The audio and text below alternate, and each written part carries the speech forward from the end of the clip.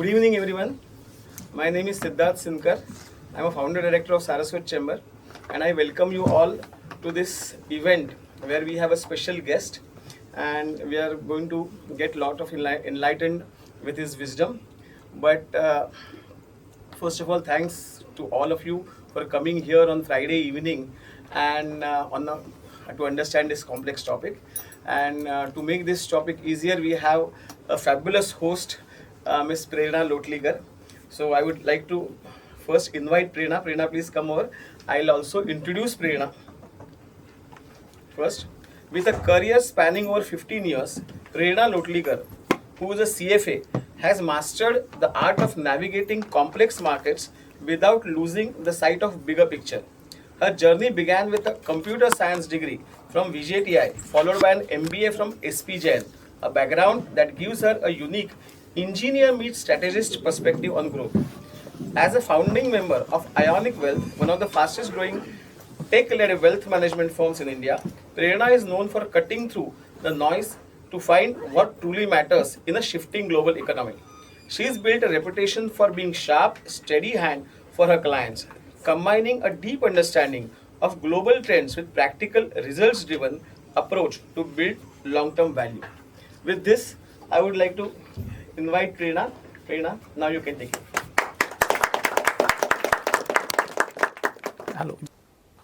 So good evening everyone, and thank you so much all of you for taking the time on a Friday evening. So truly a privilege to have our chief guest for the evening. When we look at the trajectory of India over the next decade, one sector that arguably stands out the most is healthcare. It's going on massive structural transformation.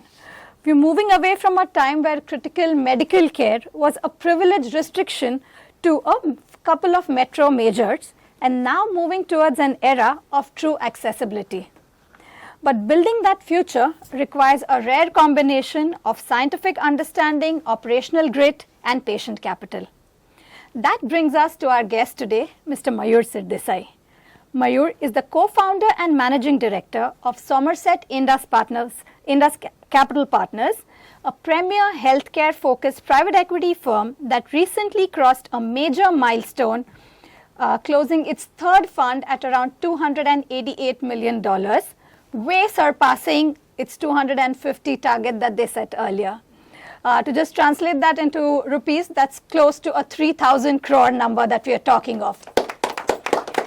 Mayur has spent the last decade and a half backing the unsung heroes of the Indian healthcare ecosystem, from regional hospital chains and diagnostic networks to innovative medical device manufacturers.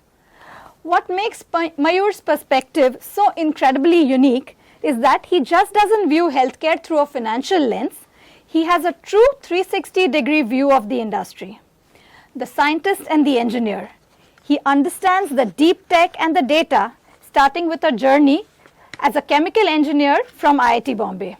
The operator. He spent decades on the ground working inside pharmaceutical companies, consulting globally, and understanding the day-to-day friction of running a healthcare business. The ecosystem builder. He bridges the gap between raw innovation and institutional scale, actively mentoring the next generation of deep tech medical startups through his advisory roles at academic incubation hubs like the SIGN and IIC at IIT Bombay, BIRAC, the Center for Healthcare Entrepreneurship at IIT Hyderabad, amongst just to name a few. Whether you're an entrepreneur looking to build, an investor looking for growth, or simply curious about how technology is making healthcare more profitable, more affordable, and accessible across tier 2, tier 3 cities, you're in for an incredible conversation. Today, my job is really simple, but we're going to map out his personal journey, how he demystifies private equity that actually shapes patient care, and look at what's the next frontier for growth in his healthcare journey. So please join me in welcoming a true builder of India's healthcare ecosystem, Mr. Mayur Sirdesai. Thank you. Thank you so much, sir. So what we'll do is maybe we'll spend around 30-35 minutes taking us through his journey and some of the things that he's looking at, and then we'll open the floor to ask him some questions. Sure. All right? Thank you. But thank you so much for taking the time once again and making it on a Friday evening. Thank you so much for calling me. Please. It's our privilege. So let's start. Let's take a step back, rather much before you started Somerset, going back to your journey from a chemical engineer to a healthcare VC. So you started out as a chemical engineer at IIT Bombay, did your master's at Penn State, and followed up by a management degree at the University of Texas, Austin. Now, how did the engineering journey shape up the way you look at businesses, and what really made you realize that healthcare was a focus area that you really wanted to make a career in? Got it. I mean, I can use a lot of say how I got into healthcare, but I mean the real basic input is my family is pharmaceuticals. So I mean, my father used to be the MD of Abbott Laboratories in the 70s. My uncle was the marketing head of Abbott. Our whole family, cousins, everybody has been in pharma. My in-laws are part of the Indoco Remedies group, so pharma is sort of in the blood in something what we did. So though I did try out other things, I think we slowly migrated into pharmaceuticals, and that's how the journey of healthcare sort of began. So no real rocket science to it, but I think it's so it all lies in the family. It's sort of, I think, just sort of built out in that direction. So. All right.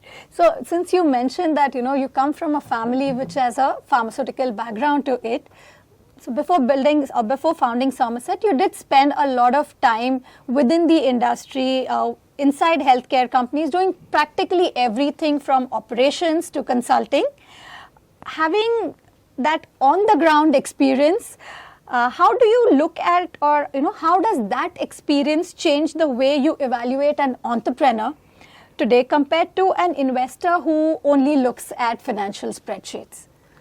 Yeah, I think that really works. So for me and my co-founder, who's a guy called Avinash Kenkre, who's based in the US, we both basically sort of built entrepreneur businesses before we got into investing. I think he was basically a mechanical engineer in the US. He built a business in factory automation before he got his MBA and did that. My journey is sort of, from the US I came back, worked with Colgate Palmolive, then with German Remedies. And German Remedies was more to understand how to get back into pharma, and then spent a decade in Goa building a large CDMO business, which we then sold off in the mid 2000s, and then I built IMS Health's consulting business, and then ran a couple of advisory sort of practices. Also ran a couple of startups, one in the area of dental stem cell banking, another in the area of Israeli medtech products. So sort of got an experience across sort of the healthcare spectrum in various roles. I think that holds very good sort of stead in for us when we look at investments, because an investment in healthcare is all about execution. In India, healthcare is not anything led to with IP or patents, etc. It's led with the fact that you have to execute incredibly well on the ground, and especially when you're looking at something like a private equity where the returns are targeted at 25%, which is broadly about 3x in 5 years. You're talking of scaling up massively in that period Absolutely. of time, right? So you need people who will execute on the ground, and I think you need to appreciate the fact of what they go through to get to that point. Yeah. And I think that's the appreciation probably which we have, which is just not saying, I gave you capital, now I'll push you hard to make it happen. I mean, we work with promoters, we work across the board with promoters, right from finding talent, building organizations, helping them on acquisitions, whatever it takes for a promoter where he needs support, to the next we level step of in. growth. I think our team steps in, and I think that is the real differentiator for us, saying that we understand healthcare, but we also can step up. So there have been times where promoters have failed in execution, we've stepped in and changed things around and been successful in terms of exit. So I think our motto has always been is that if we invest, we have to make good returns. We will figure out how things work out. It requires a little bit more capital, we'll put that, but we will make sure that this business does not go down. I think that is the logic which we use. No, absolutely. So we'll come to the process, and we really want to drill a little deeper into that. But before that, at what point did you feel that now I need to move from an operator to an investor, and what led to that you taking that step? I think this was just fortune and coincidence. I think so. By about 2010-11, it just happened so that Avinash, who's my co-founder, he was coming into India. He was based in the US, and he was actually in healthcare investing. He's been a private equity investor in healthcare since '98. And he came down here because his wife came in as an expat to India. So she was with US Merck in India, and so came here, and we actually started looking at operating businesses to build. So a lot of what we did as a fund, we thought of doing on our own. So we did things like, budget hospitals, which are tier 2 hospitals, dialysis services clinics. We looked at all these things, and the more we looked at that time, this was 2010-11, we realized that there are enough promoters on again. That time we were probably late 40s, early 50s. So whether to become promoters again at that time was a thought process. So we said, why don't we look at supporting promoters who are already building? And in those days, putting a $5 million check, which is broadly about 25 crores in companies which are in the SME sector, was not easy. I mean, promoters were not getting debt easily. Private equities were not looking at small checks. They were still looking at much larger checks to put in. So we said, there's a sweet spot. We will look at this where we thought there were opportunities probably in the lower tier market, which we invest into as Somerset. We said we will find promoters who do that. And that was how the thought process of the fund came. So it was an evolution of thought more than saying, we'll become private equities. And if you really ask me today, 15 years later, I can always give a story as to how that happened, but I mean it never happened in thought that we will build an institution. Today, yes, now that we've built an institution, it's for us to carry that forward in terms of really building scale and process. But I think I think the best part of it was that it just evolved. We had fun building it, but it was not something that we thought that we will have a $500 million AUM in 15 years. That was not the thought process. So. And since you mentioned it's been 15 years since you started Somerset, if you could go back to day one, what is that one thing you wish, that you knew that time, which you know now? Good point. I think two sort of learnings which we've had over the last 15 years is find the right promoter. I think that is critical. You need very aggressive promoters and very governance-driven promoters because you're putting in a lot of capital behind them. Second thing, come in at the right valuation. I think today is a great example. Valuations are really, really frothy in healthcare. Wait it out. I think healthcare, I always say, is a long-term game. Patient capital. It's patient capital. So it's patience and patience. Both these things work. But I think you have to look at it saying, can I build slowly? You may get a return in 5 years, exit, let another one build, but don't try and accelerate healthcare. I mean, many people have tried to accelerate healthcare saying, here's if you want $10 million, I'll give you 50. Can you build much bigger? You can, but healthcare is, remember one thing, healthcare is a negative need. People do fall ill. You can't force people to fall ill. And I think there is an intrinsic incidence of how people will fall ill, and you have to go with that. I think a lot of times failures happen because you force the system. Yeah. I think you have to be very, very clear in healthcare that it takes time to build. Also remember, this is one of the fewer industries which is highly regulated. You can't build overnight. You have registrations to get to. You also have clinical sort of areas to look at. It's not something which, you create a product and you can go to market tomorrow. There is a lot more to do it. Even, whether it's a services business like a hospital or diagnostic clinic, or it could be even a factory. Unless you have the right registrations, you cannot really build out. So all this plays out to the fact that it does take time. I think you have to be paid. You said patient capital, that's what is really required in healthcare. Absolutely. So let's just talk a little bit about the sector as a whole, or the healthcare, which is more than a $300 billion industry, right?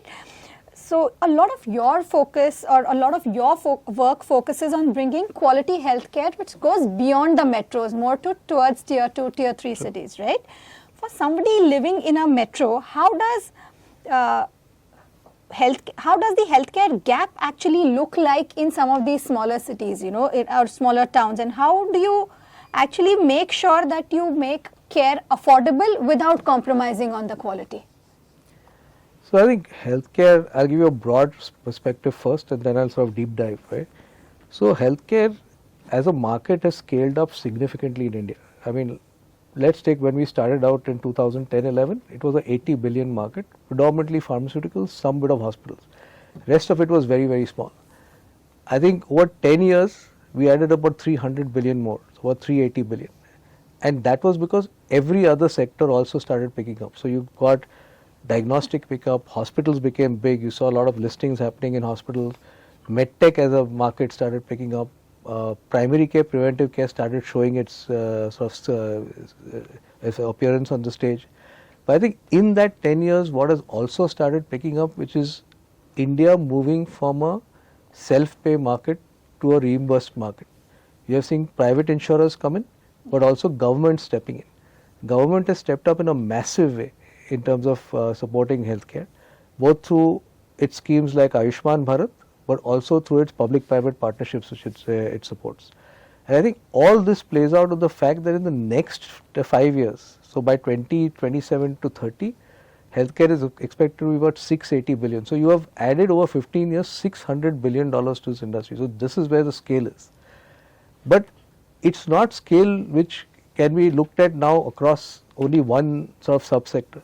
So even pharmaceuticals today, for whatever large scale it has, keeps growing. It's not growing at 1 or 2%, it's still growing at about 8-10% or more. But you see hospitals, you see diagnostics, all these, even now with insurance coming in, primary preventive care is another area which grows massively, and that is probably 4 to 5 times what is inpatient care.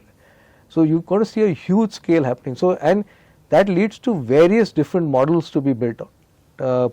Some which are self-pay, some which are insurance driven, and with insurance coming in a big way, lots of models which were never successful over the last 10 years suddenly become successful.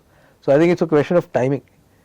So I think that is the biggest thing. But I think what has played out is the biggest opportunity is the lower tier markets. Lower tier markets were always looked at as something which you wouldn't get to. I mean, you said you didn't have a doctor there. You said, you know, patients will only travel to the main cities. That is how you will get cleared. You had no affordability in these markets. And all was true.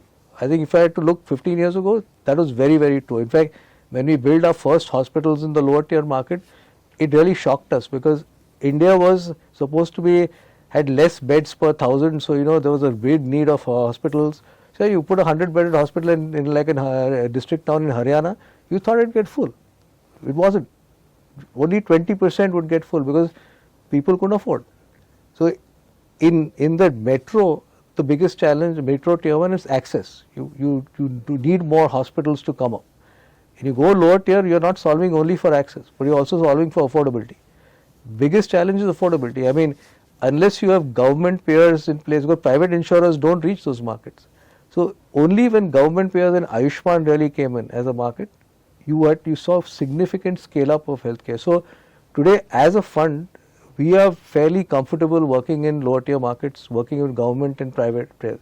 Many people aren't, because what you hear with government always is, oh, they will not pay, you know, this thing happens, all these. It's true, but if you are in those markets, those operators learn how to work in that system, because that's the only way to scale up, that you work private, self-pay, you work government schemes, you work all that. But now the other question comes up. In a metro tier 1, you really don't have an issue of pricing. Unless, now the government is actually looking at price caps in hospitals, etc. But there was really no issue of pricing other than on the product side, in pharma, etc.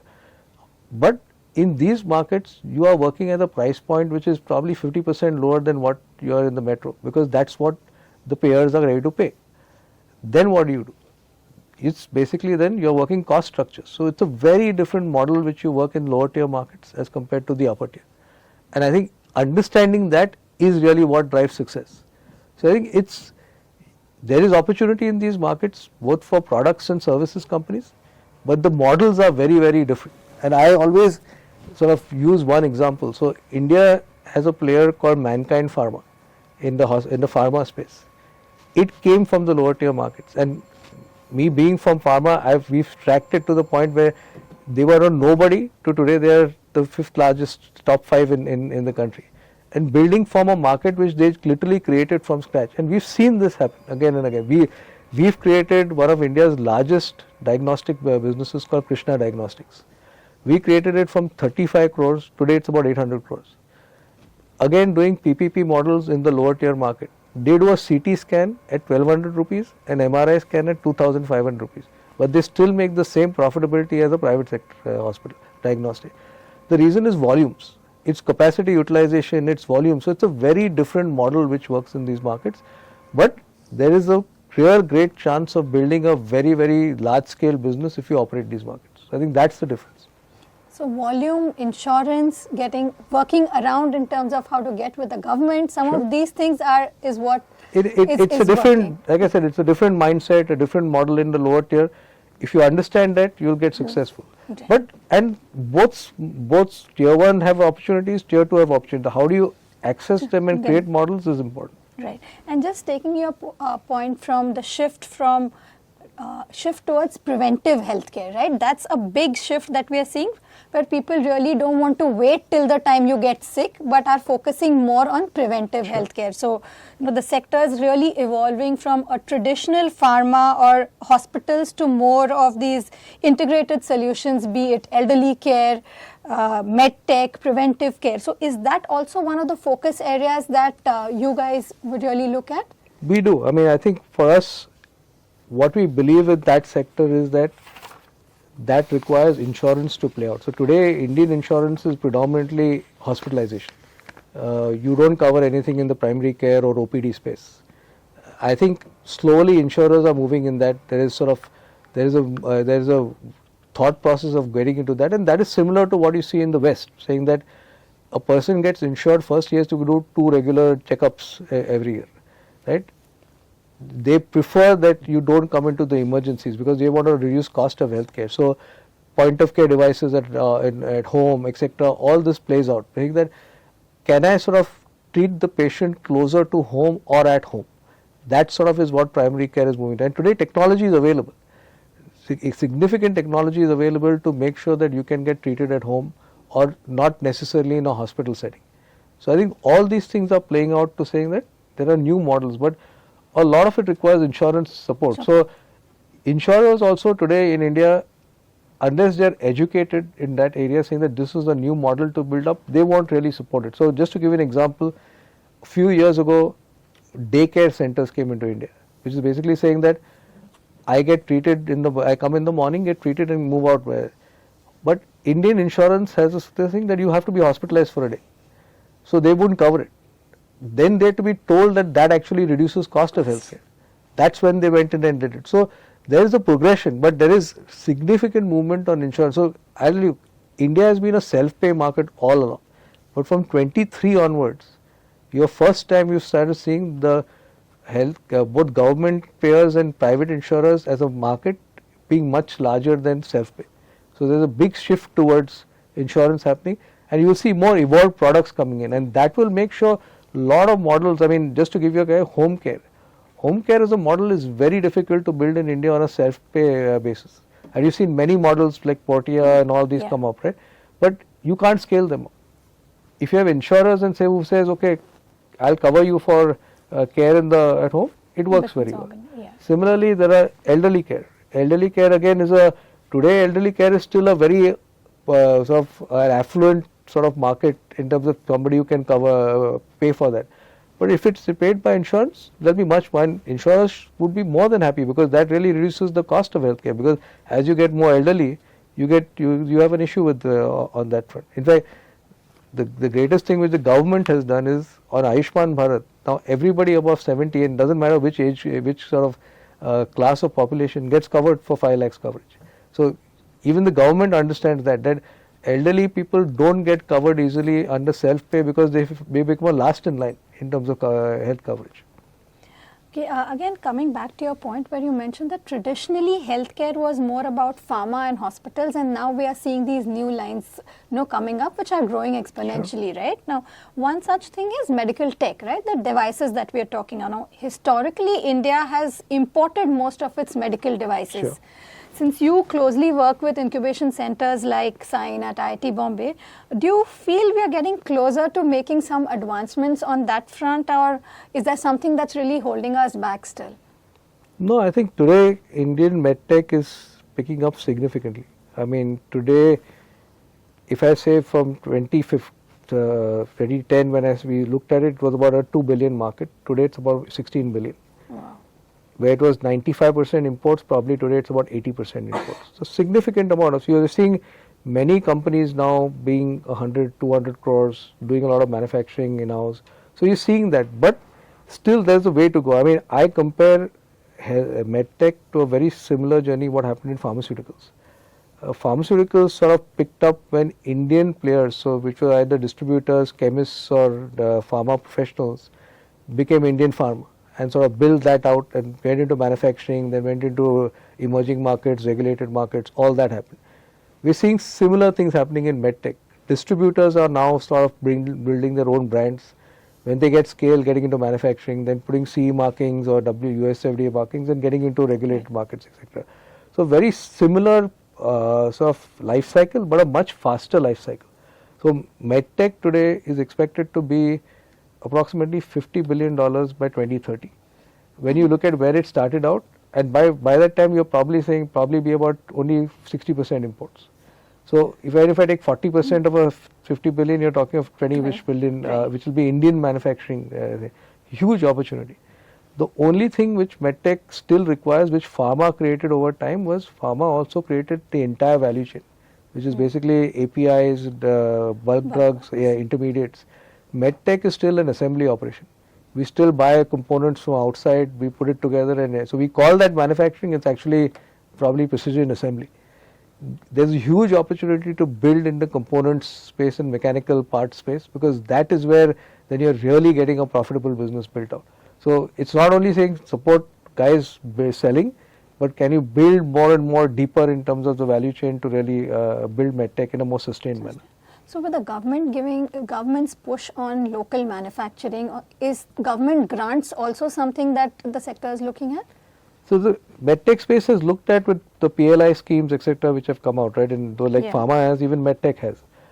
But I think the critical part is, can you run a commercial operation without all those support? Because that's when you really can scale up and be on your own. Right. I think many manufacturers are working on that. We constantly see, just yesterday I was in Baroda seeing an orthopedic manufacturer. I mean, these guys are now into 3D printing and all this kind of, so you're seeing a huge change. I mean, people are investing in manufacturing, people understand the value, they also understand what it requires to become more for front end. So the biggest issue in medtech growth in India was they always went through distributors to reach customers. And when you use that distributor approach, you can only grow so much, because the fact is that distributors will not let you grow much faster because they have to deal with working capital. The day you take that working capital on your books, that's when you grow. And I think slowly Indian medtech is understanding that you have to take those leaps of faith. You have to take that risk on the ground. I think that is now playing out. Okay, so I think now let's just move to a bit about the fund, and that's what a lot of us also want to know. Let's break it up in the complexities that you do. Let's break it up in a far more simpler way for all of us to understand. So recently you raised a substantial amount for your Fund 3, and that's going great. But for somebody who's very new to this concept of private equity, if you could just explain what does it mean for an average consumer or an average patient. Maybe let's break it up into who are the ones who invest in this fund, who are the investors. If I or some of us want to participate, what's the journey that we need to do? What is something that one should expect? How is it different from investing into listed equities? What kind of expectations does one, need to keep in mind? And coming to the other side, what is it for the average patient or for the companies that you are investing into, and what role does Somerset play? Since you mentioned that it's not just the capital that you are infusing, but you're hand-holding them and taking them to the next level. How is it that you actually go through, some of this? In fact, if you could also break it down, because you would be also looking at thousands of companies and eventually only a handful of them would be making the cut. What is the kind of evaluation process that you follow? Lots of questions. Okay. I think let's talk about the industry as a whole. I think where we stand is the alternatives industry, which is sort of governed under AIF rules in India. We form under the category 2 of AIFs under SEBI regulations. There is a category 1 which is more VC and category 3 which is more hedge funds. But that's of the alternative investment universe. These funds are very regulated. whether you are coming in India or overseas. So we have funds in India, we have funds in Mauritius for overseas investors. We are our own at this size of fund. We look at more institutional capital. So if you see institutional capital, it is typically in India, it is Indian government funds. So things like NIF, SIDBI, SRI, all those kind of funds. We also look at banks and asset managers in India. So like HDFC, ICICI, those kind of SBI. So all the banks are insurance companies in India. And we look at larger family offices. That's sort of our investor pool in India. Overseas, again, it's insurance companies, but it's a lot of development financial institutions, like the DEG, Proparco, those kind of ones. We've got also large family offices. We've got large impact funds in it, because we sort of come under the category of a healthcare impact fund. So that's how our positioning is. I think so. That's sort of our sort of investor base is probably 95% plus institutional capital. And that's sort of the way we've built. Now, there are also others who build using more retail capital. So it's a question of your choice, because how do you really want to look at your investor pool? There are funds there who will raise 1,500 crores retail. There are also asset managers who will help you raise that money retail. It's not that easy to raise money on retail, because every individual investor is not easy to service. So it takes a little bit more effort to do that. So like I've always said, raising 5 crores in India and raising $5 million overseas, 5 billion is probably easier, because an Indian investor will ask much more for in terms of servicing than somebody outside. So I think that plays out. But I think it's each one's individual choice and the access he has. I think it's for us, our access was easier because we have, so as a fund, we have a sister fund in the US, which my partner Avinash used to work with. So they are a 30-year-old fund in healthcare, based in New York. They run they've run Fund 6. This fund is about $2 billion for them. So we have those kind of supports in which we build on. But there are some which are purely homegrown funds. So I think it's the choice of which the critical part you need to understand as a investor in alternatives is you're talking of an illiquid asset which you're going to hold for probably 5 to 10 years. You can put a minimum of 1 crore, but that does not come out overnight.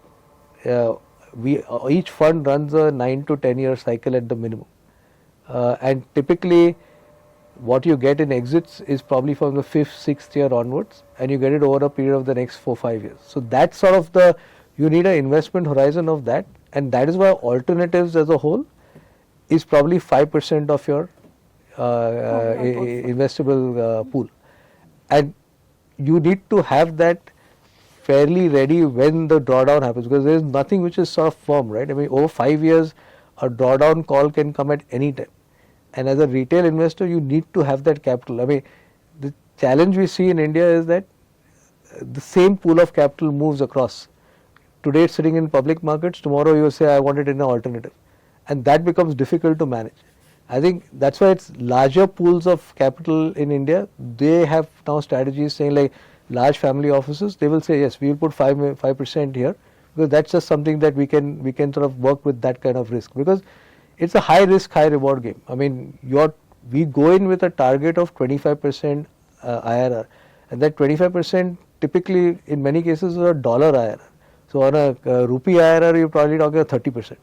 So then you're talking of a company which is growing 3x minimum in 5 years. Then 3x is like, if I put in $10 million, I need $30 million out, which means if I'm taking a 30% stake, I'm actually that company has to be about $100 million worth. It's a significant scale that each company needs to get to. So that is a question of patience and building out. So even investors have to be very patient in that whole play. I think that is the critical part. It's not something that you can expect liquidity quickly. So if you have a liquid horizon requirement, then think through that one. I think that's important. But I think my takeaway here is when he said 95% of his investors are LPs, we still have a 5% chance to participate in the next fund. All right. So just coming to, just on the previous question, when you look at close to almost 1,000, 2,000 companies over the course of time, what is it that really makes the cut when you decide to make an investment? I think for us, the biggest thing is the quality of the promoter. I mean, his ethics, his governance, because you're putting in money and we are putting in somebody else's institutional capital at play. I think the third is his execution ability. I think, and his resilience. I think we never invest in promoters who've been around for 2-3 years or have built out. We typically invest behind promoters who've spent 10-15 years. They've sort of gone to 100-150 crores on their own, and that's been through their internal accruals, own capital, debt, etc. Now they're looking at the next leap to build out. I think that is where we come in. I think that's what is important to understand, that he is looking at going to a very different level of vision for his company, and then we are ready to support.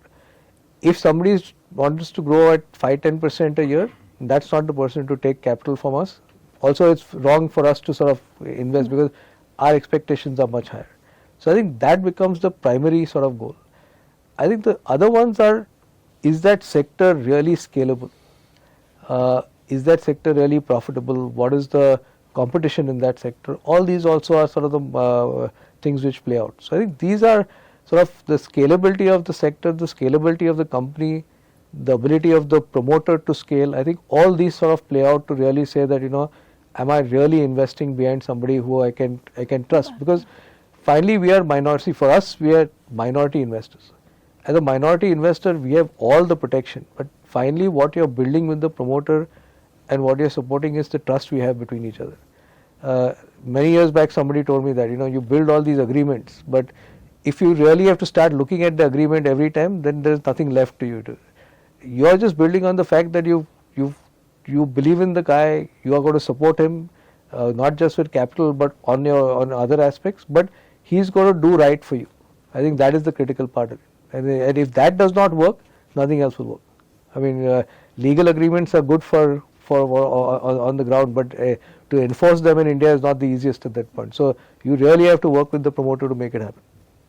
So trust is the foundation for every relationship, right? And if you just have to put things in number, eventually you would be investing in around, say, 15-20 odd companies at the max. No, but 10. About 10, that's even lower. So what would be the number of companies that you would actually look at? Because eventually we see only those 10, but there's a lot of hard work that goes behind, selecting and filtering. I really can't even think of that, because I mean, we probably look at, on an average, every year probably evaluate in more detail probably 250 companies. Wow. And we will do 2 or 3 of that. And beyond that 250, we've probably looked at another 200, which we'll screen out very quickly. So we're talking of 0.5%. It is. Of making it the final cut. You have to be patient to look for the right ones, and even then you still go wrong. But the question is that you have to, because the critical part is, like I said, you have to get the promoter right, you have to get the valuation right, all that plays out. And today in this market where valuations are extremely frothy, you have to be patient through that process. So yeah, we will lose money on the way on some of valuation, but what we spend our time along is, being a healthcare fund and having domain expertise in healthcare, is go to promoters and show what we can give for them. Because promoters also today, they know the capital is available in various forms. The first question they ask is, what can you do for me? And I think being able to demonstrate that, or getting your other portfolio companies to sort of give references for you on that, that makes a big difference. So could you just take us through one of your most successful, or some company which brings you a lot of joy in terms of since the time you invested to the eventual results, in terms of how it played out? So I'll tell you 2 companies, not just one. And I always say one is my best exit, but one is my most satisfying exit, and it's not the same company. So Krishna Diagnostics, which we did in 2015, is we built from literally 35 crores when they were just starting out, and I remember even the business case we built out had nothing in public-private partnerships in it. But then that whole market changed. This promoter was very, very good at building, and he built an extremely large business in this space. But it was a business saying, I built CT MRI scans in the government sector. Largest rollout of CT MRIs in the country, built on a large teleradiology, so all very tech oriented, because when you go into lower tier markets, you cannot really have radiologists in those markets. So today they do like 2 million scans a year using teleradiology. It's that scale which they operate at. But 2020 came COVID, and COVID made sure that government hospitals did nothing other than COVID testing. His business went to zero. And I still remember talking to him and saying, he's a guy called Mr. Rajendra Mutha. I said, what's your next move? I said, would you do COVID testing? And in those days, nobody knew what a PPP was and PPE was and what testing was. He said, my people are scared, so I don't think so. But then he realized that he wouldn't survive. And he became, within 3 months, the second largest COVID testing player in India. I mean, he even has flown samples in from Jammu and Kashmir by private flights to Rajasthan to centers to that extent. I mean, I know large MNC guys who used to deal with PCRs who said, who's this guy? He knows more of our machines than we do. Because when he gets into something, he sort of builds it. And post-COVID, so in 21, when the COVID sort of started waning, he went back to his regular business. And in 21, we listed. So think through this, that a person whose business was absolutely at risk came. So that's why I said resilience counts in promoters, because everybody does well when things are good. But if things are not going good, can a promoter really handle it? And I think that is because the critical part of really everything. And this guy built a business which we exited when they were about 450 crores. Today they are about 800 crores. And that was a massive exit for us. I mean, we achieved, I think, 2 times our fund through that exit. So huge exit. But I still consider another company of ours. So again, it's another company called Ujala Cygnus Hospitals, which we invested in Delhi. This was our first experience in lower tier markets, saying, let's build a hospital chain there. And we went in, and like I told you, affordability was a challenge, finding doctors was a challenge. And then we kept putting in more money, and promoters went a little bit crazy, built a larger chain, was bleeding money. So by 2017, this company was pretty much bankrupt. And we were told by many saying, no banker would touch it. Everybody said, walk away from it. We said, we won't walk away from it. We put in some more money. We redid the strategy. We took over things. I spent about a year trying to get Amar Ujala on board. I know how many times I went to the office and sat down with them. But we got them on board, changed. We knew the solution by then, what needed. 2019, that investment happened, even in COVID, etc. But Ayushman Bharat hit. We were about probably 13 hospitals, 150 crores bleeding money. By the time in 2024 we exited, we were 600 crores, very profitable, about 30 hospitals. And today that chain is moving to about 1,000 crores. So that, and again, we made a fairly decent exit. Now that is why we consider that to be a more satisfying exit, because we literally took a company which was done for and changed it around. And that is the real satisfaction. Saying, can you change things when, because in healthcare at least, there is no binary risk. It's a question of strategy and execution. And if you can really do that well, you will get back on track. So I think the critical thing is understanding where you went wrong, getting back on track and building it back again. I think that is what we've done in that. And that's what you bring to the table along with just the capital, right? Is there some investment where you would say, this is something I would rather forget, or you had more learnings than We've always had learnings in every. See, remember one thing, we do a lot of lower tier markets where everything is sometimes new. And you learn. I mean, you have a broad understanding, but just today, before I came, as an office, we sit down every Friday to discuss on various healthcare. So I said, especially healthcare in India is a very local need. It's local, regional. Even a hospital in a state, when you build out, you cannot take the logic that every hospital will be similar to the other. Literally, you walk 100 kilometers and things may be different. So you have to be doing what that area requires. You may have one area in a district in a state which will do only cash paying patients. One area which will be only Ayushman, because that's the way affordability is. The one may have an issue of oncology, the other may have issue of cardiac. So you can't say that, this is the cookie cutter model I do. I have to be flexible to do whatever it takes And every new area is what it is. And that is why in hospitals, especially what you see is, even the Apollos and the Manipals and the Narayans have never built a national chain. They've acquired to big up nationally, because it is impossible for everybody to understand the rest of the country easily. But trust me, I can build a 1,000 crore chain in one state. It's easily possible. That is that much need in there. I mean, you can build. I mean, if you look at the hospitals in Bombay, right? I mean, each one is probably a 500 crore hospital just doing one or two hospitals. That's the scale. I mean, you can sit in one suburb in Bombay and probably build a 500 crore business easily from that. So, you have to decide where you want to be, but you can't brands don't move like if you want in Bombay and say, now I'm going to put a hospital in Delhi and say, oh, that's going to work. It's not. The brand typically builds concentrically. You have to keep expanding it, but it builds in that manner. So, you can only build so much in your life cycle in terms of geography that you cover. It's the local ecosystem that's different everywhere, right? So today, if a young entrepreneur comes to you, wanting to start a business in healthcare, what is a niche area or a gap that you would say, this is something probably that you could focus on based on what you're experiencing? I think if you really see what bets you could make out, I think things like medtech stand out, because in the product side, pharma, there are areas to build out, but pharma is a very mature area. It's a big boys play in many cases. Yeah. But medtech is still starting off.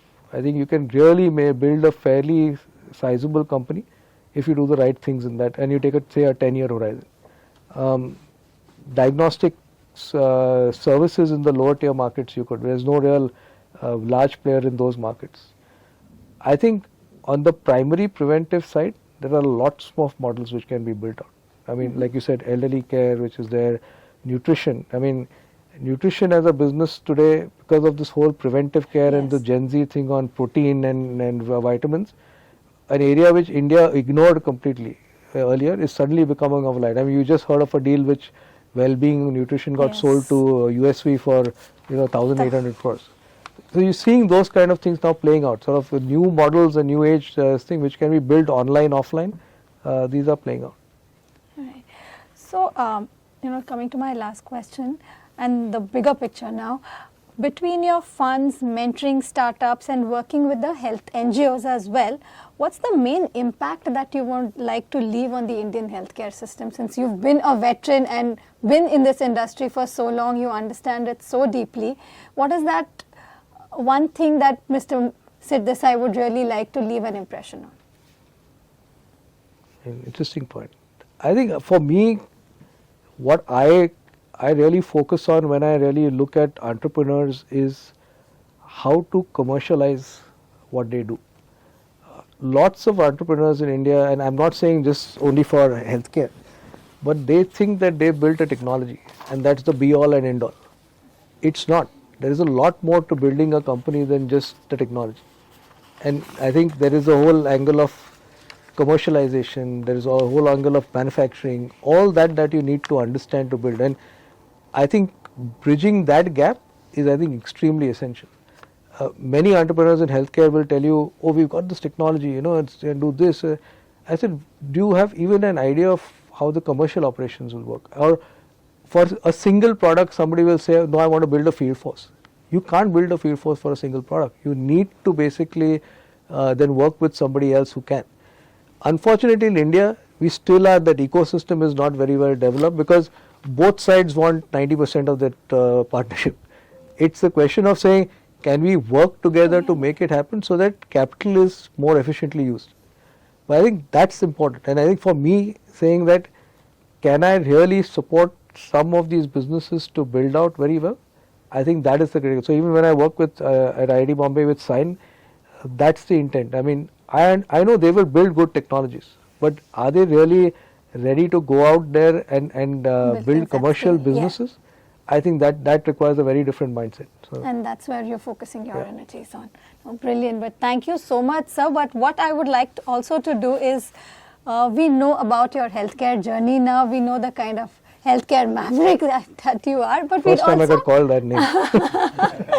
But we'd also like to know a little bit about your personal side. So I have a quick rapid fire for you. No overthinking, no financial compliance filters, just the first thing that pops out of your head. All right? Very simple questions. What's a career path that you secretly wanted to pursue as a kid that had absolutely nothing to do with engineering, finance, or private equity or healthcare? I don't think that even thought came up. We were told to become engineers. You were allowed to think. I mean, in those days you were not allowed to think. You said study and do well. Okay, the rule of a rapid fire is it has to be in one go, all right? If your time at IIT Bombay was turned into a Bollywood movie, what would be a title for that movie? We already have a title, Chichore. We came from the same hostel, so that is already made. There's hostel 4 is where I was thinking, and that is where Chichore was. Right. What's your ultimate go-to comfort food after a long day of reviewing pitch decks? Maybe a tandoori chicken. Would you prefer a quiet evening with a book or watching a high-stakes cricket match under the lights of Wankhede? Or neither? Neither. I think you'll be sitting with a few friends and just chilling. That's it. All right. A book or a movie that completely changed how you look at life or business? Not really. Or you would like to write your own book? Yeah, probably. What's one piece of medical tech that sounds like science fiction today but probably would be in everyone's home by 2035? I think you will have technology which will basically allow you to get diagnosed and treated pretty much at home. I think that will come. I mean, you're already seeing that in China. I mean, it's pretty much there already. But I think that will evolve. All right. The best piece of advice that you've ever received that you would like to pass on to founders? Be patient. I wish I was told that many years ago. In exactly 3 words, what's the future of Indian healthcare? Scale, scale, scale. I think that's what it is. Perfect. And one last question, which is I think the hardest one. Which is harder to manage, a $300 million healthcare fund or a family vacation itinerary? You know what the answer to that. All right. Thank you so much, sir, and thank you for being such a lovely audience. We'd like to open the floor for some Q&A, and we'd love to felicitate you after that. One question, though you're investing in tier 1, tier 2, tier 3, what is the ROI tier-wise? ROI is basically pretty much the same. I mean, that's why I said that you have to work a different model to get the same ROI. We are still looking for a 25% IRR, whether we are going tier 1 or tier 3. The question is, how do you get to that same percentage EBITDA to really drive that, or even more? Because an investor, when he's not going to change his stance to saying that because you're investing in lower tier, I'll accept a lower return. He's going to go with the same logic. Question is, how do you create a model which will sort of still at a lower price point deliver the same kind of returns? That's important. The medtech for devices, is the government or maybe the private sector creating clusters in certain geographical areas which has its own advantages? Do you see that happening already? There's already. So many states now have started creating medtech clusters, but one of the biggest successes of that is this called AMTZ in Vizag, Andhra Pradesh Medtech Zone. So under Chandrababu Naidu in his previous thing, this was created, but this was created by a person called Dr. Jitendra Sharma. He used to be the National Health Mission CEO, and he recognized this opportunity. So there now they've created a cluster where you can set up manufacturing, but all the other common facilities like testing, etc., is given you on sort of rent, etc.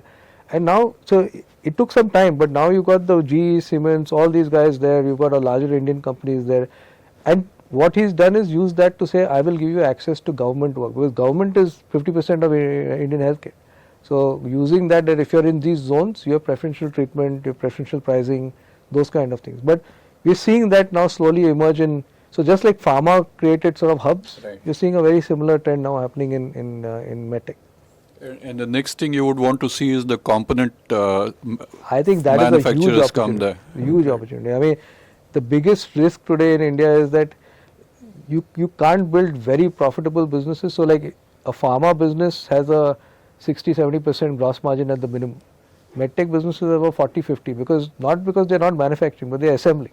You need that deeper push in terms of the value chain. On the wanted to ask on the medtech side. So there are larger EMS players, right, which are listed. Dixon is there, but as you said, assembly, the margins of assembly is gone, which you can see on Dixon, right, Sure. right now. Is there any moat, let's say, for these younger players who are on the medtech side? Why won't a Dixon or an not Amber, but Keynes or somebody enter this field, disrupt it? They have the scale, they have the manufacturing capability. What are the moats which these medtech players will have? Like a Dixon can partner with, like, let's say on the phone side, it has Vivo, which they're talking about. It can partner with the GE, it can partner with the Thermo Fisher. All the MNCs do have existing relationship with most major hospitals. So Sure. and it fits the Make in India also, right? So where do the startups or the new age companies, have the right to win in this ecosystem? Tech manufacturing, you also have the whole regulation and clinical aspect, right, which you need to sort of encounter, which the Dixons of the world don't. So I think for them to get into this, they really have to start wearing a different hat when it comes to medtech manufacturing. But they are probably best positioned to do it, according to me. But there are some guys who now, if you see, like we've got Vinyas in Mysore, and we've got a few others who do a bit of the medtech also. But see, medtech manufacturing still hasn't reached that scale where some of these guys will make real money out of it, right? So I think as the market develops, certain categories will reach that. So just put it in a different way. Do you think this, let's say the market is very fragmented right now, do you think there'll be consolidation going ahead where, Dixon can just buy out these players rather than build scale? They have the capability, they have the money. Do you think there'll be, like we used to talk on almost all, right? EVs also, when it was at the start, there were many companies, most of them didn't work out, most of them got bought out. They're clear winners right now, right? First, TVS Bajaj weren't that strong. Now they've come up to the, they're gaining market share. Incumbents have come in. So you think the older players will wait it out, see how the industry is shaping up, I think so. I think it's a matter of, the industry is fairly nascent in that sense of the word, right? So you need to see some scale happening. So even manufacturing in medtech, whatever we have today, is happening because there is scale in the industry. Otherwise, they used to get it from China and Germany and all that. So it's a matter of evolution. I think you'll see players becoming larger in scale. Then then you'll have contractors coming. So like the pharma industry has the whole contractor industry, right? CDMOs, CMOs, all that. You don't see that yet in medtech. I think because medtech also, remember one thing, everything is a different component. It's a lot of complexity in terms of manufacturing. In formulations and in pharma, it is like, okay, you're doing an FDF, there's a simple process, everybody follows that. Here, every process tends to get different because there's electronics, we've got a servicing player who does component level repair.